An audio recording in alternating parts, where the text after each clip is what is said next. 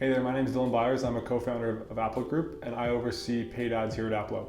So there's some important things you should understand about paid acquisition as a whole. Firstly, a lot of business owners try to solve for profitability issues in their ad account, but broadly speaking, paid ads is generally going to be one of the least profitable channels. And fundamentally, there's a pretty simple reason why. There's only two real ways to make more money as a business: to acquire customers with more margin or make customers worth more to you over a long time.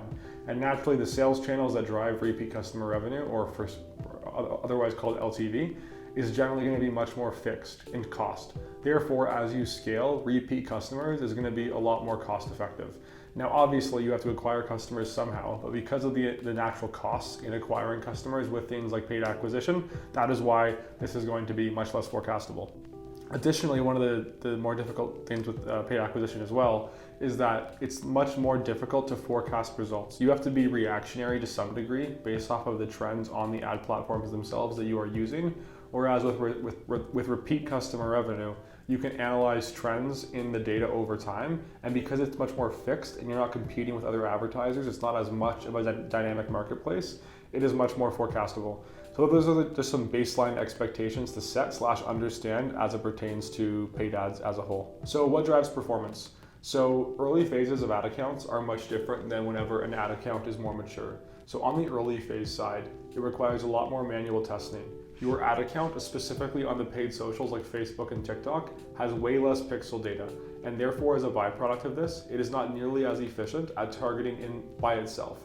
So from a targeting perspective, a media buyer, whether it's a media buyer at Aplo Group, an internal employee, yourself, etc., they're much more required to go in and figure out audiences manually to help guide the delivery system for these ad platforms to target the right people. As you start getting into larger budgets, sometimes as little as $500 a day, but more commonly once you start scaling to a couple $1,000s per day, broad targeting on top of funnel. This goes for both Facebook especially, and this barrier of entry is certainly still a little bit higher on TikTok, is letting the ad platform itself decide where and how much budget to allocate is a lot more efficient than trying to do so manually. So understanding that in the beginning, manual optimization is much more important, whereas at scale, you can give the ad platforms a lot more control. That's not to say that manual testing should never be used, but from the campaigns that you're scaling, giving the ad platform more control is generally going to yield better results. Now, there's some nuances to this for like testing and such. You want to maintain manual control, but that's for a whole other conversation. The ROAS range, signal versus noise. So what a lot of people don't understand, and this kind of comes back to what I was saying earlier about how paid acquisition performance forecasting is much more difficult than certain other sales channels, mainly sales channels that mainly push return customer revenue, is they are much more difficult to forecast, partially because they are a dynamic marketplace. If consumer spending is greatly down, this may impact your results. If the people are spending less time on the ad platforms you're advertising on, this can raise your advertising costs. If some people are also bidding heavily against the people who tend to buy from you, this can raise your advertising costs. So fundamentally, the thing that dictates your results the most is the ad platform, assuming that you're running the same offer. So the biggest thing that can change the potential you have on an ad platform, at the end of the day, it's not some secret strategy, it is the offer. And that is what sets the signal, which in this case can be the blue line.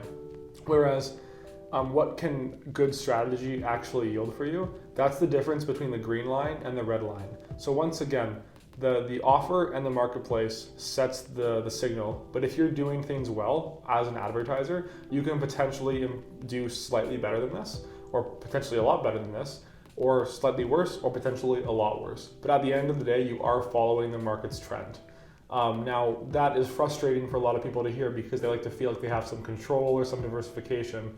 And what that really comes down to is it's not so much about trying to fight back, it's about diversification. So what diversification can mean a lot of things. This can mean different ad platforms, but it can also mean different offers. So an example of this is maybe you have 4 different main top of funnel campaigns running, and all of them are working in context to your CPA goals or your cost of acquisition goals, and all of them, because they're selling to a different demographic, a different angle, or a different product.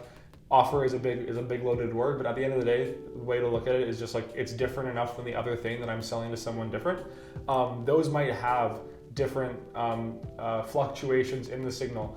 because maybe consumer spending is still higher on cheaper cost goods, or maybe during a recessionary environment, people with higher incomes who are generally your customer are still spending, or maybe for whatever reason, a certain audience you're bidding against is seeing more competition from other advertisers. There's so many variables that can impact your results, but by having multiple different funnels, chances are at any given time you have a higher probability of one of them being a much more favorable CPA. And as these natural fluctuations come and go within these different funnels and these different offers, you can allocate spend at different levels of aggression against these trends. Thank you very much.